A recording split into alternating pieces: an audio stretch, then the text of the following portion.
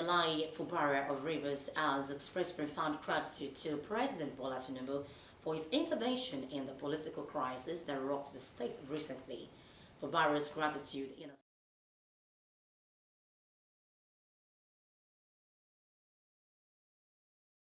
the resolution of the festering political crisis. He also thanked elder statesmen who also waded into the matter to ensure that peace and stability returned to the state.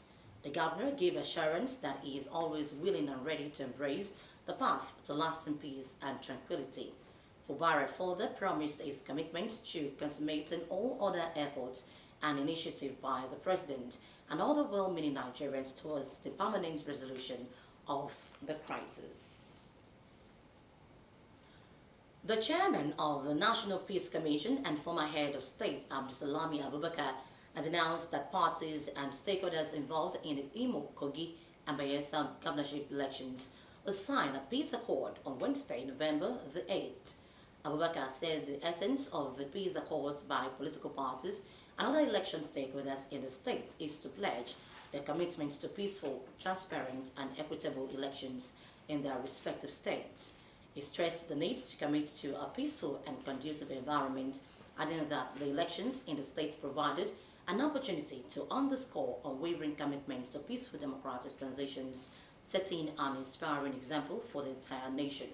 He urged stakeholders in the affected states to play their part in keeping the peace before, during, and after the elections, adding that peace was the responsibility of everyone.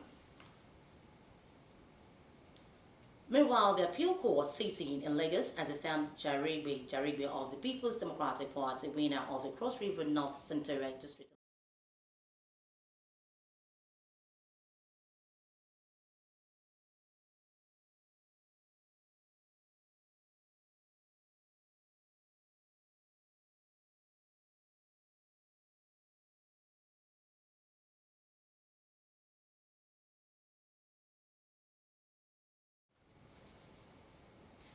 And the Court of Appeal sitting in Abuja has fixed Monday, November 6 for a hearing of the appeal filed by Governor Abba Yusuf.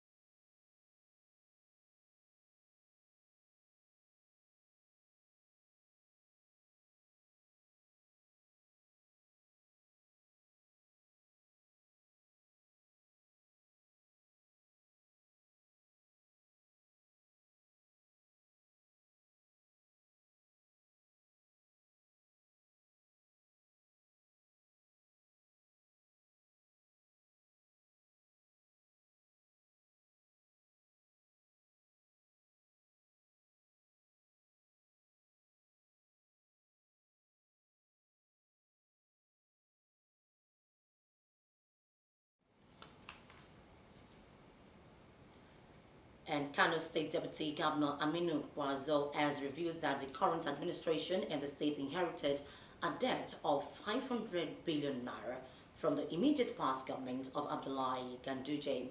He noted that the debt occurred in by the immediate past administration.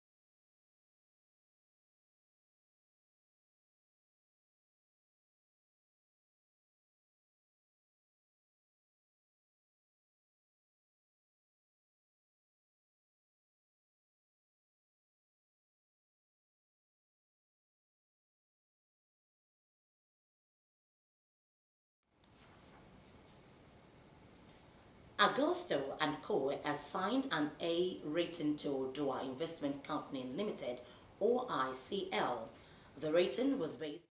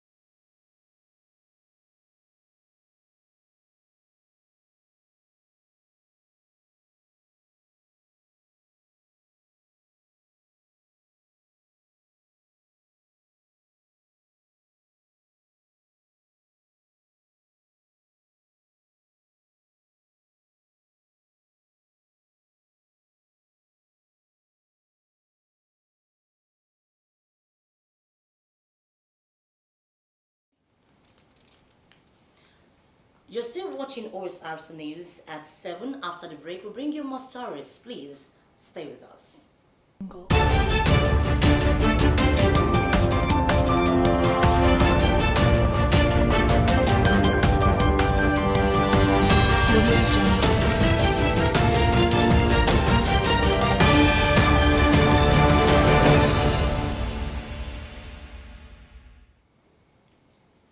Thank you very much for rejoining us.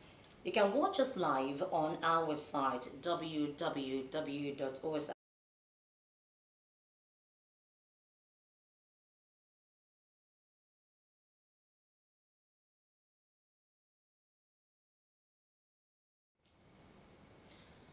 Former Chief Press Secretary to Omolade Oluwatero, ex-Deputy Governor of Ondo, Williams Olufumi, has bowed out of the state's public service. Colleagues in the pen profession, senior civil servant, as well as political office holders, eulogized the journalist for his intelligence and dedication to duty while in service. Omoriola Ngbeje reports that Mr. Olufumi reached the directorate status in public service before his retirement.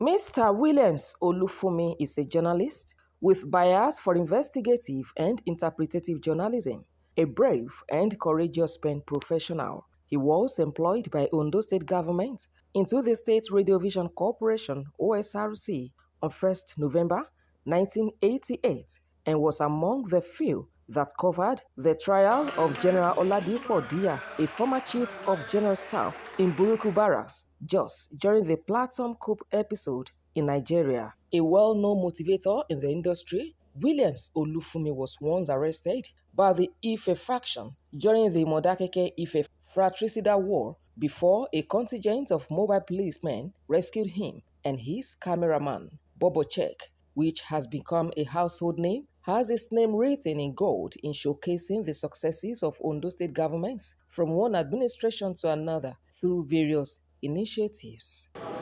He chose journalism deliberately. He didn't know it's an outcomers affair, but his was carefully chosen. He drove us positively, he helped us, and he built that place up to today. His steps are indelible there.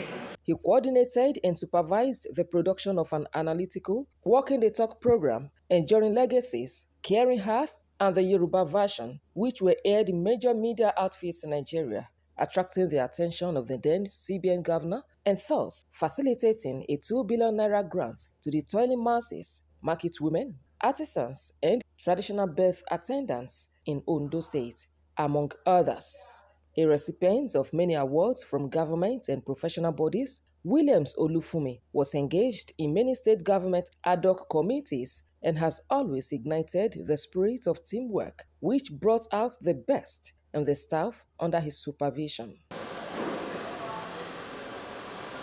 But hello, Mr. Olufumi, you cannot but reckon with the strength of his convictions and the content of his brain. What he has done will speak for him one day, and he will definitely reap. So that is something I'm convinced about. They should assist the younger generation of civil servants by writing their memoirs.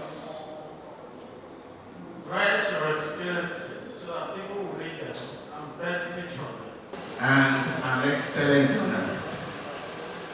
A journalist that can perform at any level under the sun. He retired as Director Electronics and New Media in Ondo State Ministry of Information after exhausting the mandatory 35 years without blemish.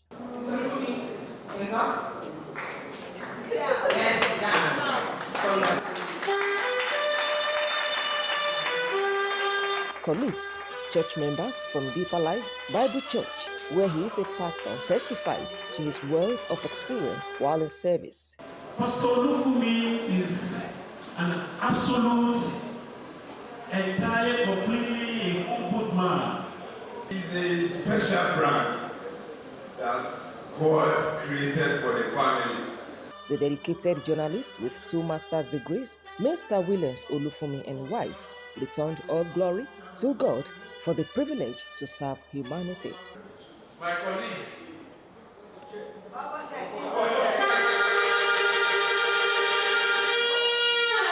Go Nigeria! Go Nigeria! Thank you very much. You have been wonderful. I'll always be with you. We'll always be together. I'm not going anywhere. Even if I have to leave Nigeria or go elsewhere, we'll always be together. Any good nation.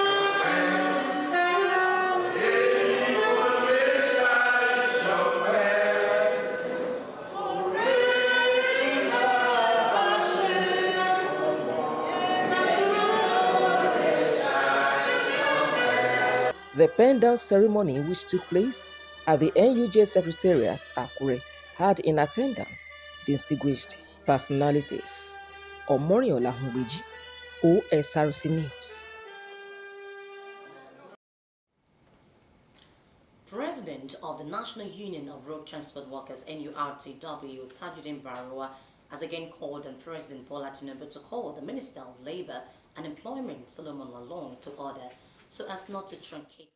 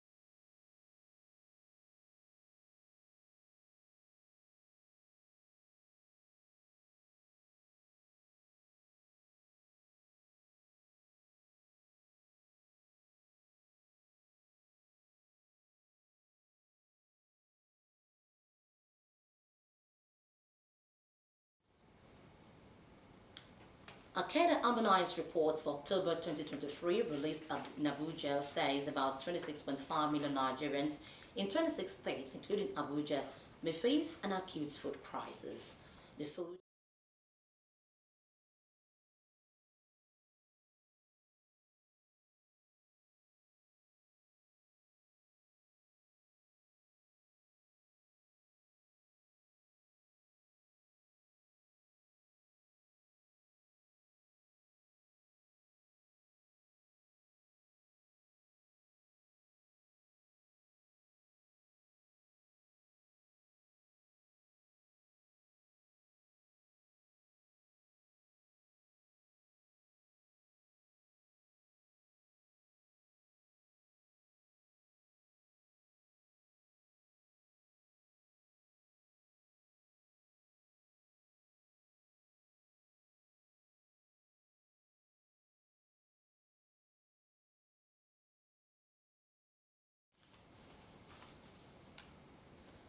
The United Nations Education, Scientific and Cultural Organization, UNESCO, has advocated and improved access to education and health services for the well-being of the girl child and vulnerable groups. Mr. Felipe Denan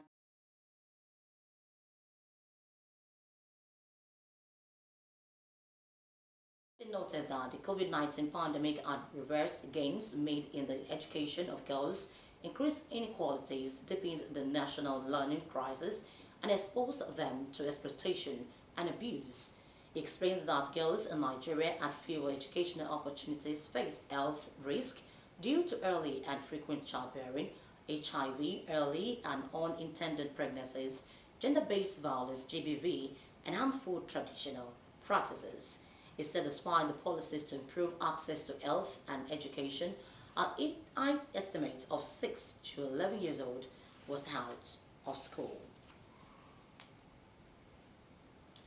The National Commission for Refugees, Migrants and Internally Displaced Persons has donated relief materials to victims of banditry and Zamfara State. Governor Lawal received the items when he visited the federal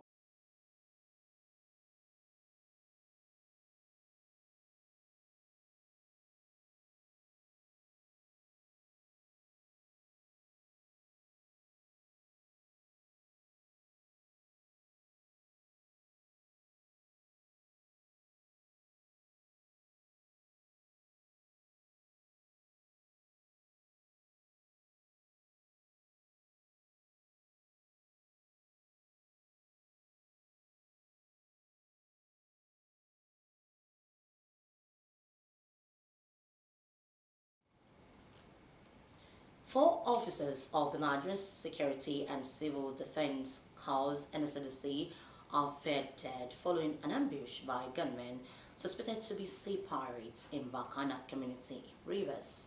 The officers were shot dead on Bakana River in the Gama local government area by sea pirates. Two of the victims, who are Muslims, have already been buried according to Islamic rites. The spokesman of NSCDC in Rivers, Olufemi Ayodele, who did not admit or deny the killing, said the command would issue a statement as more facts unfold. President Bola Tinubu has expressed gratitude to France for its pledge to return $150 million stolen from Nigeria by former head of state late Sani Abacha after a prolonged legal procedure. The president, who spoke at the presidential villa,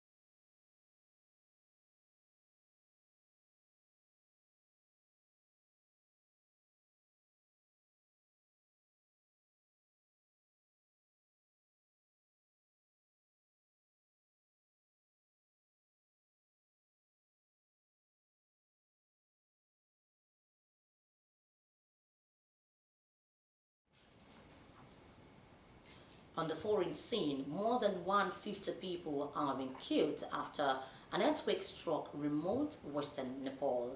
Security forces have been deployed to help rescue efforts in the rugged districts of Jakarkot and West Rukum, 500 kilometers west of Kanmado.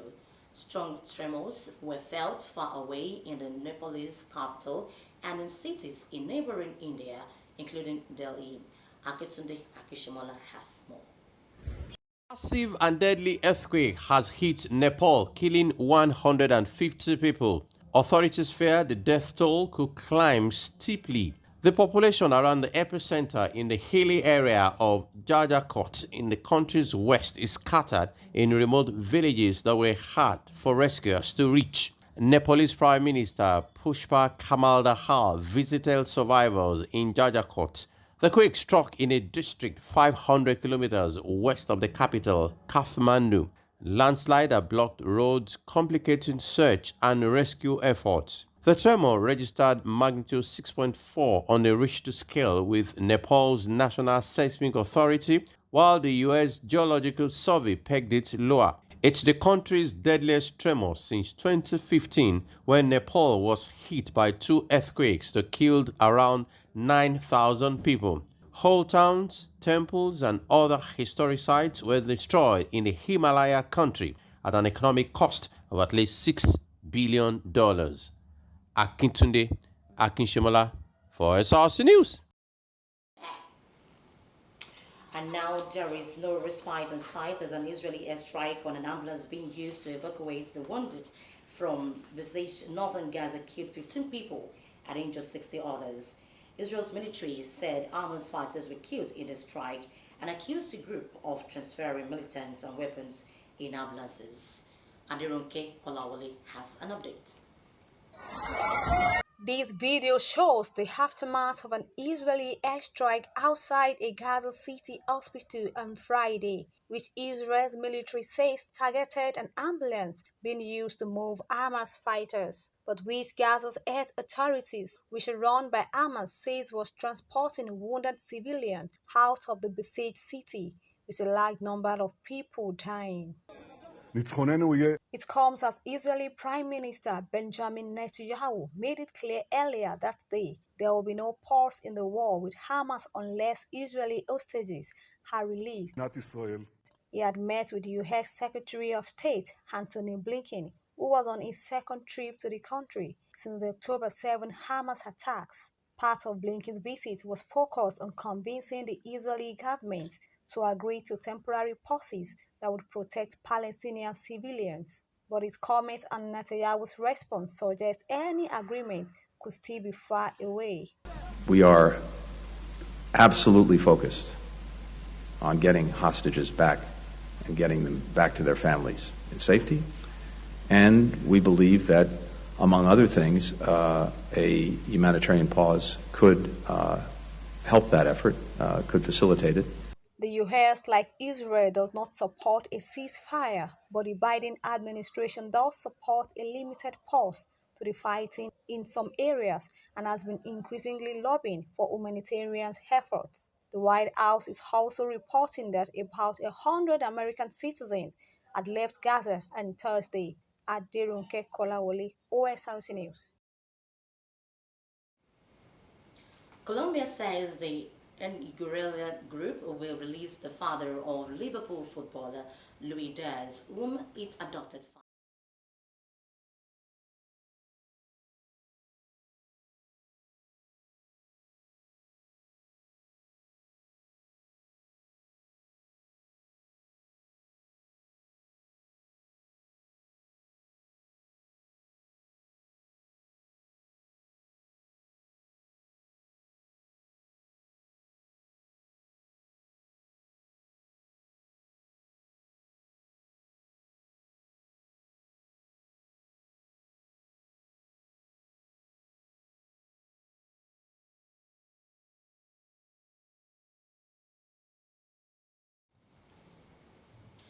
And with that, we conclude the news tonight. But before we go, another look at the major stories. We told you in the news that the paramount ruler of Akure Kingdom, Obalade Toyinbo Aladelusi, has commissioned the Akure Heritage Library initiated by the Lifunta Standing Committee with a charge for more development in the state capital.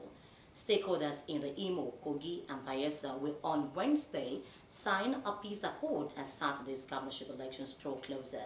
Chairman of the National Peace Commission and former head of state, Abdulsalami Abubakar, said the essence of the peace accords is to pledge commitment to peaceful, transparent, and equitable elections in the respective states.